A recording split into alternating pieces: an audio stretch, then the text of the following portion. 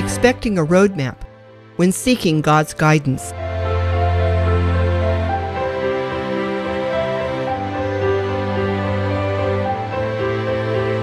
God promises to guide us and give us wisdom.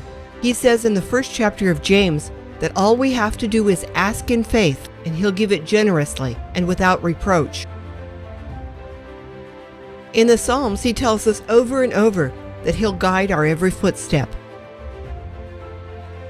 In Isaiah 30, He says when we're at a fork in the road, His Spirit will whisper in our ear, "This is the correct way, walk in it." When I ask God for guidance, somehow I expect Him to unfurl an entire set of blueprints of what He's building in my life, or unfold a detailed roadmap of exactly where I'm supposed to go. I've learned it doesn't work that way. Instead, I find myself picking up the tiniest nail or setting my foot down tenuously and then wondering what's next. The big plan is very rarely revealed to us in the short term. Yes, God occasionally gives great vision to a few strategic people. Sometimes He gives a real sense of purpose or mission to some of His flock. But for most of us, our destiny and purpose will not be revealed for a long time.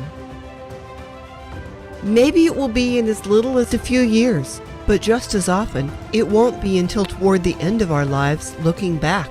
And even more often, we won't see it until we get to heaven, maybe even centuries later, when God will say to us, "See, this is the important part you played in that very important scheme, all because you were willing to follow my lead." Honestly, I don't like that very much. I like to think that at least when I get to heaven, I can sit down with God and have Him answer all my questions. But God doesn't owe me an explanation. Perhaps He'll reveal to us what His plans are, but perhaps not. So how do we know if we ask God's guidance that we're receiving it? We can't always feel it. We can know it by trusting His Word. When He says in Isaiah 42:16, "I will make the blind walk in ways they don't know. I will guide them in paths unknown. I will transform in front of them the darkness into light, the rugged places into plain. Such things I have done, and I will not cease to do them." When He says that, we can trust Him. When He tells us in Isaiah 45:2 and 3, "I will march in front of you. I will make level the roughness of the ground.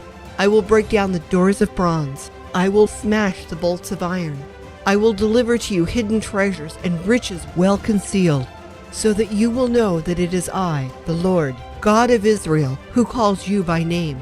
We can claim that promise. Sure, sometimes when we ask His will, He will dramatically open and close doors for us. But just as often, He will subtly guide us without our even being aware of it at the time.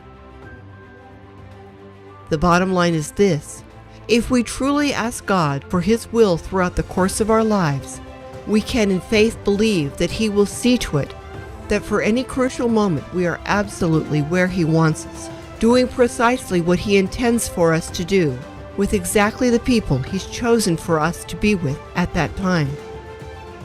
It doesn't mean we don't have free will. It simply means that if we're committed to living our lives to His glory, you can bet He's committed to leading us in the paths that indeed glorify Him.